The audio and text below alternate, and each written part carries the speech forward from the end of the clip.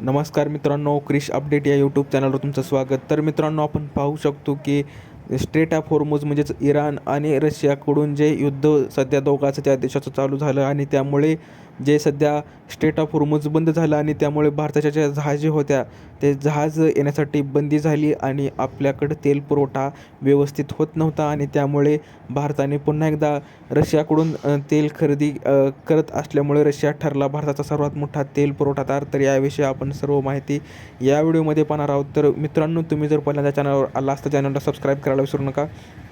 तर मित्रांनो, आपण पाहूया की रशियन कच्च्या तेलाच्या खरेदीत मोठी वाढ झाली आहे आणि रशियनसोबतच भारताने संयुक्त अरब अमिरातीकडून UAE तेल खरेदीचा वेग वाढवला आहे. स्ट्रेट ऑफ होर्मुझ पूर्ववत सुरू होण्यापूर्वी आणि आखाती देशातून पुरवठा पूर्णपणे सुरळीत होण्याआधी देशात कच्च्या तेलाचा पुरेसा साठा उपलब्ध असावा यासाठी भारतीय रिफायनरीजनी जून महिन्यात आपण पाहू शकतो की ही आक्रमक खरेदी सुरू केल्याचे ऊर्जा क्षेत्रातील तज्ज्ञांचे म्हणणे आहे. केपलर या संस्थेने जाहीर केलेल्या ताज्या आकडेवारीनुसार चालू महिन्यात 19 तारखेपर्यंत भारताने रशियाकडून सरासरी 26.6 लाख बॅरल प्रतिदिन कच्च्या तेलाची आयात केली आहे. मे महिन्यात हा आकडा 19.1 लाख बॅरल प्रतिदिन इतका होता. या मोठ्या वाढीसह रशिया हा भारताचा सर्वात मोठा तेल पुरवठादार देश बनून राहिला आहे.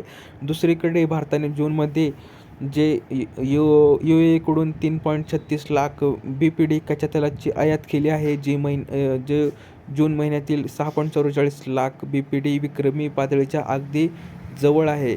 तर मित्रांनो, आपण पाहू शकतो की होर्मुझ सामुद्रधुनीमुळे चिंता वाढलेली आहे आणि भारत हा जगातील सर्वात मोठा आयातदार देश आहे. तर आपण कच्चे तेल